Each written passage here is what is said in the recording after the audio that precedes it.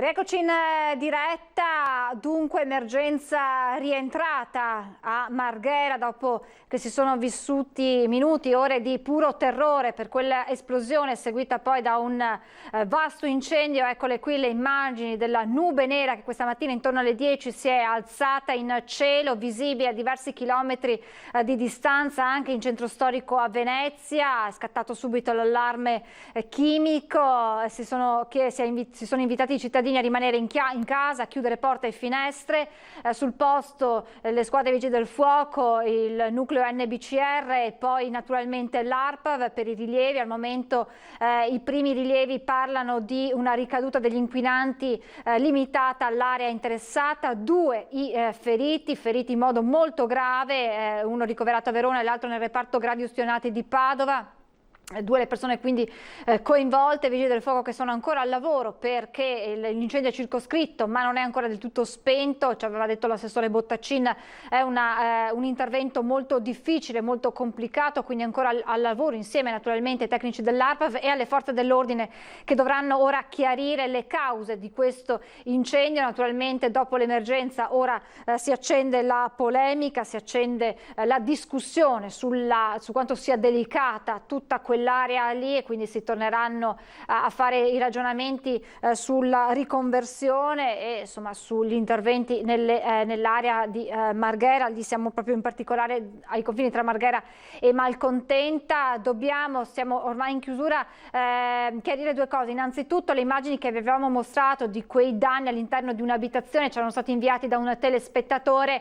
Abbiamo poi accertato che si trattava di immagini relative ad un altro episodio accaduto qualche mese fa e che nulla ha a che vedere con l'esplosione di oggi e con l'incendio di oggi a Marghera. Era giusto specificarlo. In diretta arrivano tanti contributi e succede anche noi di mandare in onda, di averlo mandato in onda. Ci scusiamo, ripetiamo, non erano relative a questo, ma dato che noi sin da subito, sia con il maltempo sia con l'emergenza coronavirus e adesso siamo qui per darvi notizie certe, vere, verificate, è stato giusto anche insomma per correttezza dirvi questo. In chiusura una nota appena arrivata dal sottosegretario all'economia Pierpaolo Baretta, nonché candidato sindaco al comune di Venezia. Speravamo di averlo in contatto, in collegamento, ma è impegnato in una riunione con il ministro. Sappiamo che a livello di governo sono ore decisive, Consiglio dei Ministri, per decidere il decreto riaperture, quindi vi aggiorneremo nelle prossime dirette anche su questo. Dunque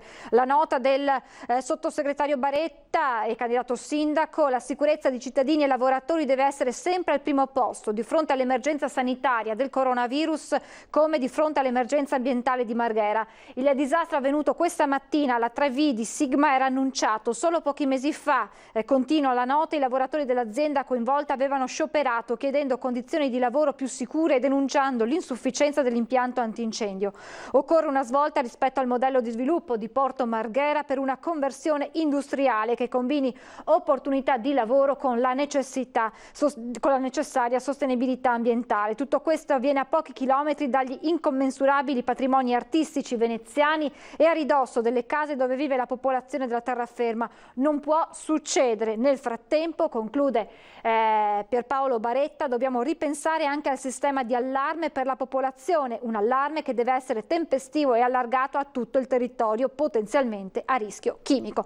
Queste dunque le parole del sottosegretario e candidato sindaco al comune di Venezia Pierpaolo Baretta. Noi ci fermiamo qui, naturalmente torneremo con la nostra edizione straordinaria a partire dalle 17:30. Vi aggiorneremo sulle novità emerse dal Consiglio dei Ministri sul fronte riaperture per l'emergenza coronavirus, ma sicuramente in primo piano anche quanto accaduto oggi a Marghera Malcontenta con le esplosioni e l'incendio in una fabbrica, in un'industria chimica. Grazie per averci seguito, buon proseguimento di giornata e naturalmente a più tardi alle 17:30 con una nostra edizione straordinaria. Arrivederci.